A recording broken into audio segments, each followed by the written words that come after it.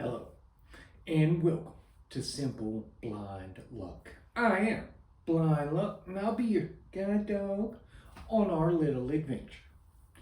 Okay, we're going to continue the journey of becoming Blind Luck. But first, give you a quick recap on the last episode, and it was mostly involving that I had to really go through a lot of extensive and very painful stretching of my legs due to the fact I had been laid out in the hospital bed and hadn't even stood or anything for months. And it'll cause all your muscles and your tendons to like draw up and tighten. And it takes a lot of extensive stretching to really get to the point that you even can attempt to walk again. Now, for this week, I kind of want to go over a scenario that occurred while I was in the rehab center, and it taught me a very, very valuable lesson. And it's the kind of thing that it depends on your personality as to whether or not you even have to worry about this. But I did. The nurses, after the last therapies of the day, you'd be getting close to 5 o'clock, so I'd get brought back to my room. And then shortly thereafter, they'd come bring dinner by. And on this particular day, I was sitting there, and the time for them to bring the dinner kind of came and went, but I knew they were busy and everything, so I'm patient. So I just kept waiting for a bit. And then about maybe an hour and a half's gone by. So I hit the call button and I inform them that like, hey, nobody's ever brought me dinner or anything. So they tell me, hey, oh, sorry, we'll send somebody over there in a second. Okay, cool. Well, another 15 minutes goes by, 20, 30, another hour goes by, nothing. And I was tempted to hit the button again, but that little meek, timid side of me was just sitting there going, well, no, you've already called them. They know.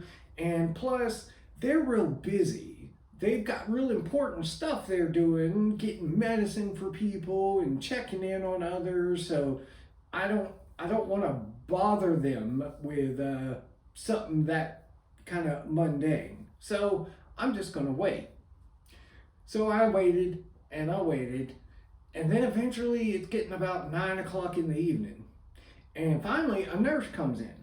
And I was like, oh, good. You bring in my dinner. She was confused. Like, no, what? I'm just doing my rounds. What are you talking about dinner?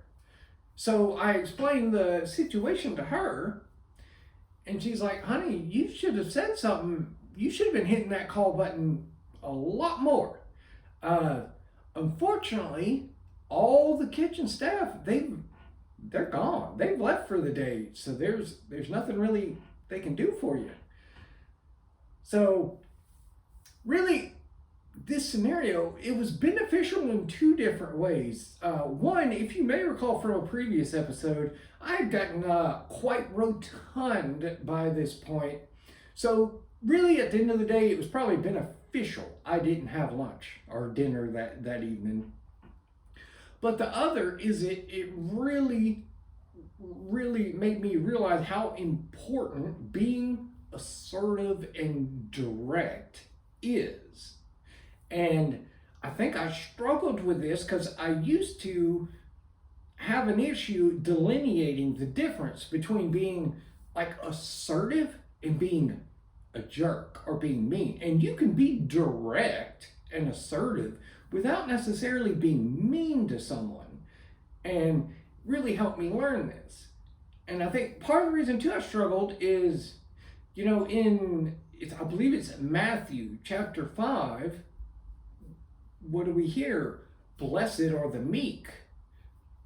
Well, that is true, but there are still times in which you have to be direct. You have to take the reins and be in control of of things that affect you, because no one else is going to do it for you. Now, granted, telling about a little thing about getting your dinner, that's a very minor detail, but that applies all across the board. So, if you happen to be kind of more of a quiet, meek, timid person, maybe this can help you learn to be a little more direct. As a matter of fact, you can take the first step with me today. I want you to be direct and assertively press that like button down. I'd really appreciate it. Now, I will be direct and tell you today's on the bright side. And today is, yeah, I'm blind. But on the bright side, if I need to go on a diet, it's really easy for me to stick to it, because it's not like I'm just going to hop in the car and swing by Mickey D's anytime I want. And with that, I will hear you later.